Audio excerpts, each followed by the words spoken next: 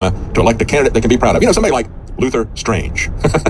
You've got Pat Toomey saying Luther Strange would be a strong candidate for a write-in. No, he wouldn't. But the Republicans who keep telling you that they want more of the people with an R behind their name, they don't really care. They would be just fine with a Democrat from Alabama. What they don't want is somebody who is going to stand up to them. And that's the other part of this issue. When I look at what's going on, I said the first thing that concerned me was the fact they would take serious allegations about this 14-year-old girl, and then they would conflate them with allegations that he had actually, with parental approval, talked to girls who were 17, 18, 19. I think maybe one of them was 16 years old, but with the parents' approval, doing it openly, reading poetry to them, playing guitar for them, and so forth. That is absolutely inconsistent with the serious allegations about the 14-year-old. And the other thing that is inconsistent with the character of this is that Roy Moore has twice been removed from office because he would not violate his principles. And it's that kind of backbone that gets him such deep support in Alabama. But when you look at somebody who would be the type of individual who would do this and do this, those types of individuals do this repeatedly, they would also be the type of people who would grasp power, political power, by all means. And if it was something that they could hang on to by compromising their principles, they would find some way to work it out and not call it a compromise. Well, we got this for that, and we always have to work along to get along. Roy Moore stood firm. He didn't want power so much that he would give up his principles. And that, to me, is very inconsistent with the kind of charges that are being made by that one individual. Meanwhile, NBC's Chuck Todd said that when he looked at what Mitch McConnell said, he said the reaction seemed to be, quote unquote, orchestrated. Chuck Todd said, is Mitch McConnell the way he has been? This clearly felt almost orchestrated. The minute, within an hour that this came out, many of McConnell's allies came out and said, he's got to go. It sounds like Mitch McConnell has decided that it is worse if Roy Moore wins. Yes, that's right. That's what the people at NBC News said. And that's what I see.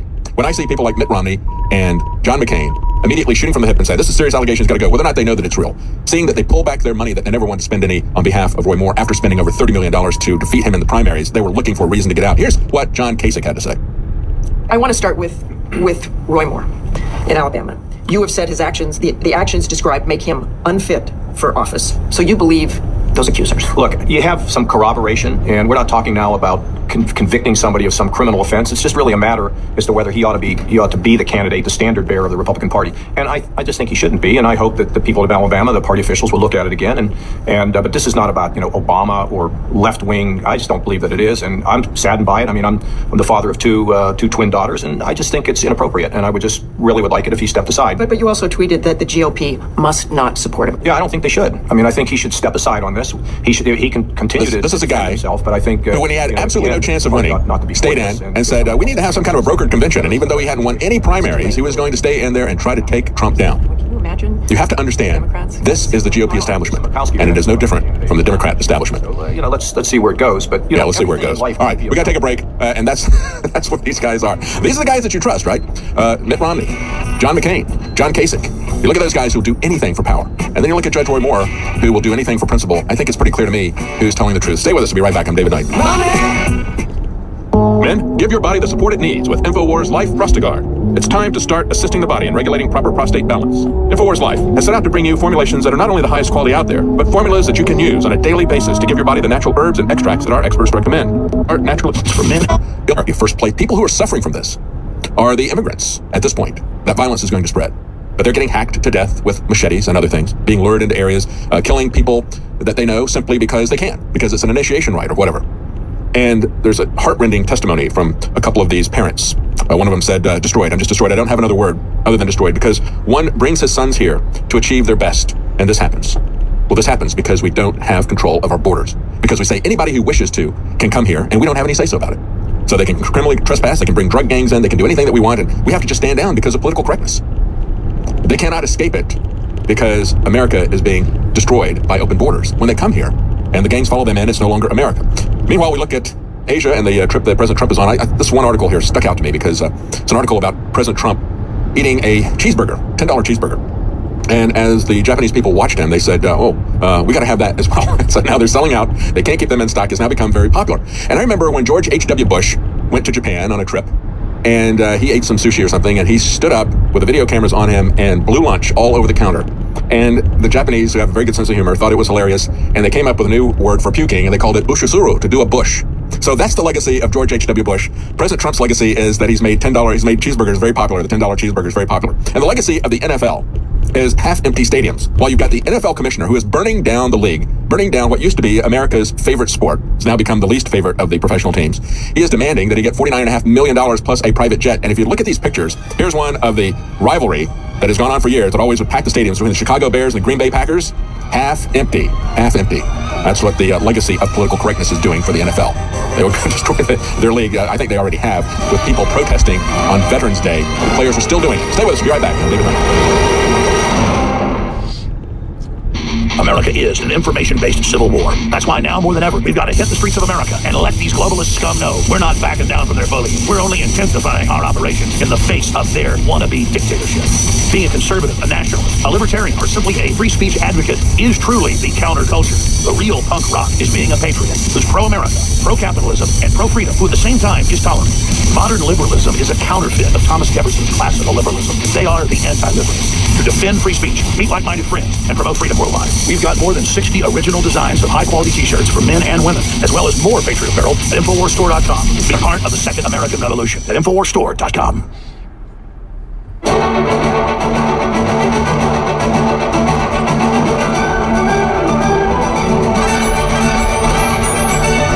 You found it. It's the real news. Live from the InfoWars.com studios in Austin, Texas, it's your host, David Knight.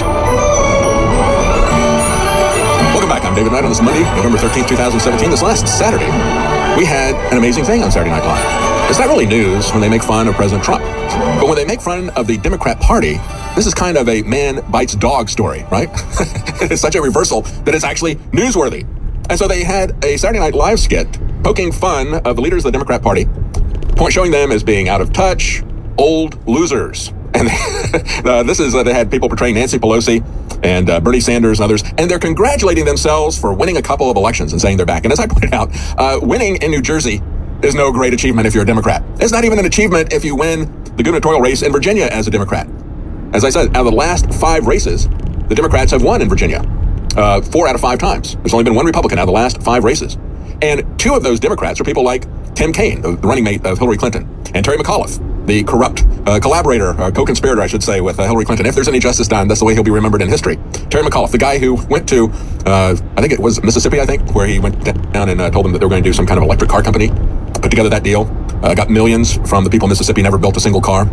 You know, that con man, that crook, Terry McAuliffe, the guy who's been connected to the Clintons for decades, the guy that was their hand-picked individual at the time to run the DNC. That's this current sitting governor, the guy who had some real conflict of interests issues with the number 2 at the FBI, Andrew McCabe. His wife was running for office in Virginia, and Terry McAuliffe and others were being investigated by her husband at the time. So that's the political landscape in Virginia, and you know what it is in New Jersey.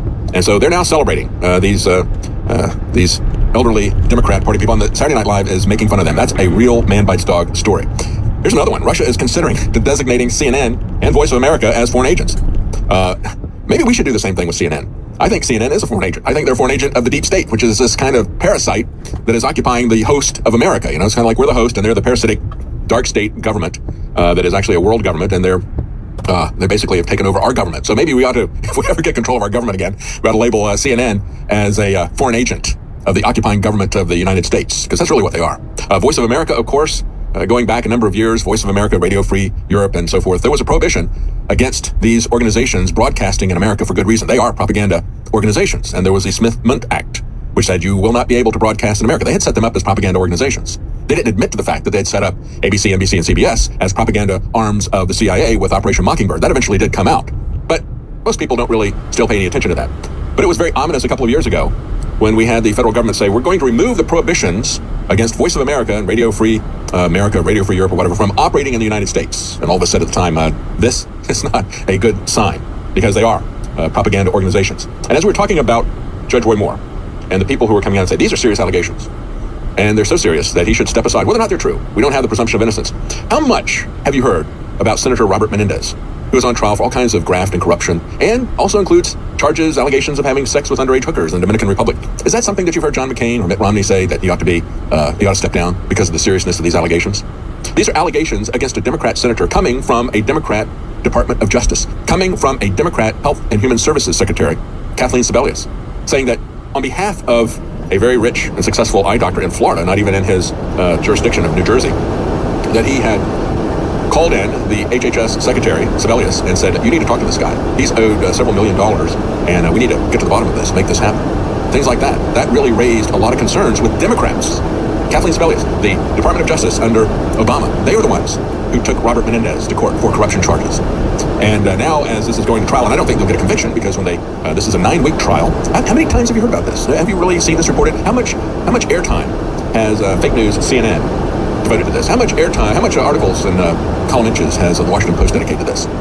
Again, I stopped by different places where they got CNN on the television as we're walking through, and I saw nonstop coverage about Roy Moore. Have they talked at all about Senator Robert Menendez? You got federal prosecutors said they aren't convinced that claims that Senator Robert Menendez cavorted with underage hookers are false, even though they are seen as being discredited by others. The defense said that the case is bogus because it sprang from easily disprovable claims that Menendez slept with underage prostitutes while hosted by Melgen at a Dominican Republic villa. But in a motion last week, and you didn't hear about this, did you? In a motion last week, we've talked about it here on this program. We talked about it on InfoWars, but you're not going to hear it on